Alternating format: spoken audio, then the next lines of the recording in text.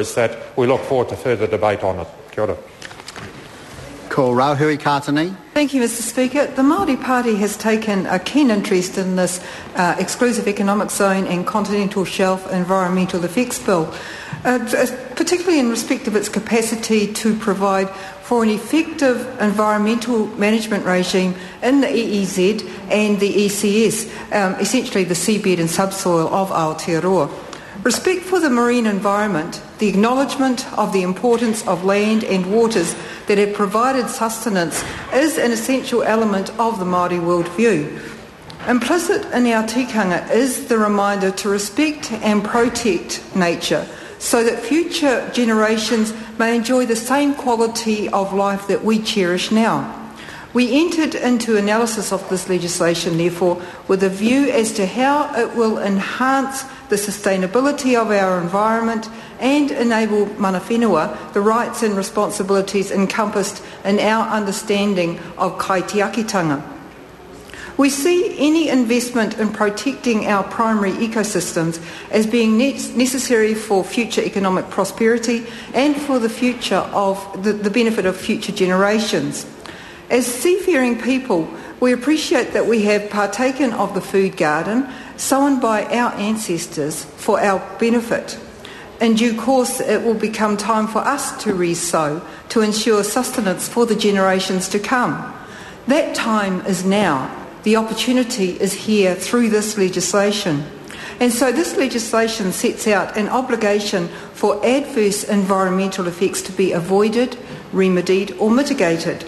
And in coming to this bill, I am reflecting on the submissions of one of my Ngāti Kuia whanaunga, Raymond Smith, who presented a submission to the ministerial panel reviewing the Foreshore and Seabed Act on behalf of the Runanga. He said in that submission, we need to be part of that group that decides it. We believe that if we do have our mahinga kai, our pingao areas, that need to be protected, we need to be able to rāhui. We need to have those tools with teeth for environmental protection, sustainability, and even our customary protection, our cultural protection. This was a view that was reflected throughout our consultation in the very limited time period between which this bill was introduced and its first reading today. We understand that iwi welcome a legislative framework to protect environmental outcomes in the marine environment, but there are two overarching issues for them. Namely, what is the process to ensure that iwi are involved in further policy development and what are the regulations, and where do iwi fit into the regulations?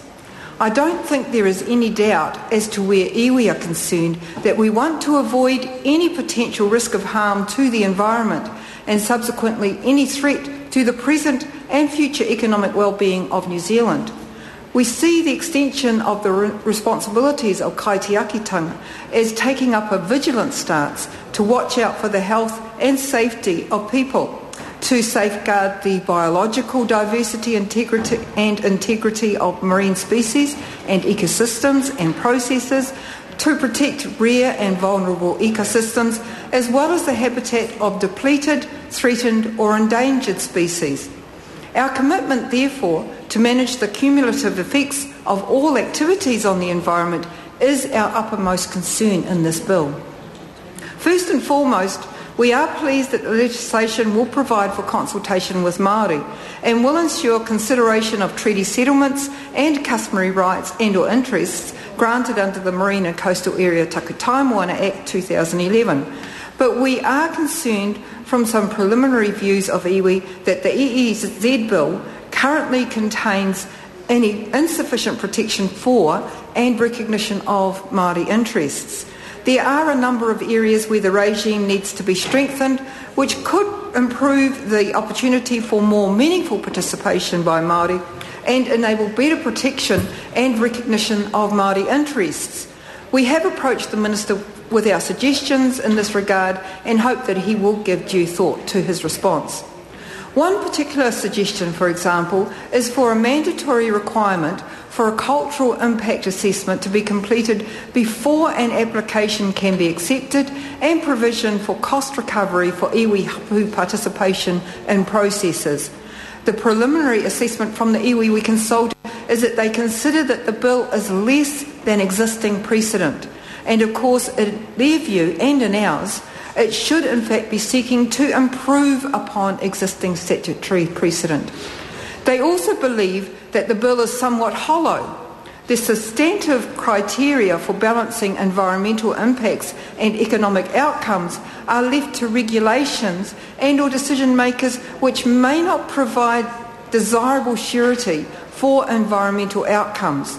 We note that the Environmental Protection Authority Advisory Committee, which carries over from the similar committee from IRMA, would also have a role in providing advice on process and decisions under the new legislation. The authority will make decisions on consent applications and will be responsible for the day-to-day operation of the legislation, including information management, monitoring and enforcement functions. If the Māori Advisory Committee is to be the principal mechanism to facilitate the recognition and protection of Māori interests, this is a poor substitute for explicit statutory recognition of iwi rights and the inclusion of a stronger Treaty of Waitangi clause. At the very least, the Māori Advisory Committee is to play an important role. If it is to play an important role, it should be explicitly provided in the legislation that its advice must be taken into account.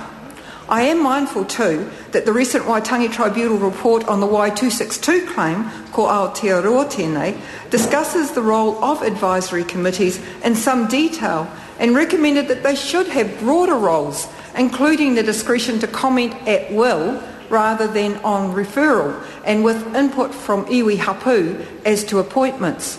The appointments to the Māori Advisory Committee should be considered in areas where iwi have strong coastal interests, and there should be direct iwi and hapu input into those appointments. One of the amendments we will be proposing as the bill proceeds through the House is that statutory status should be accorded to iwi that in some way provides for iwi to be recognised as a partner to the Environmental Protection Authority when it makes its decisions. The last comment I want to make is about Clause 14, the Treaty of Waitangi clause. The way this clause is currently worded, it sets out how the bill recognises the Crown's responsibility to take account of the principles of the Treaty of Waitangi, rather than as an obligation on a decision maker to have regard to, take account of, or recognise and provide for the treaty or its principles. This clause is therefore more of a declaration of the Crown's view that the bill complies with its treaty obligations, rather than a provision which places a positive, forward-looking obligation on decision makers in terms of the treaty and treaty principles. Not to put too fine a point on it, but this is insufficient from a Māori point of view. It is also inconsistent with the Resource Management Act, which will apply where activities occur within 12 nautical miles and which does contain provisions that expressly require decision makers to have regard to Māori interests. Our recommendation to the Minister is that the clause should be replaced by a provision requiring that the treaty or treaty principles be taken into account. This could be done as part of Clause 12, which lists the matters to be taken into account when making decisions under the legislation. It could also be done by way of a new forward-looking treaty provision. We have made a commitment to the Minister that we are happy to work on redrafting the treaty clause to ensure it will recognise and respect the Crown's responsibility to give effect to the principles of the Treaty of Waitangi, and throughout the whole of the bill, not just the specific parts referred to in the current version. Mr Speaker, our support for the bill can only be assured for the first reading. We hope that by sending the bill out for consultation during the Select Committee stage, this will enable a far more comprehensive analysis of the bill, and we will be actively encouraging whānau, hapu and iwi to make submissions. Dr Cam Calder. It's a pleasure to rise and take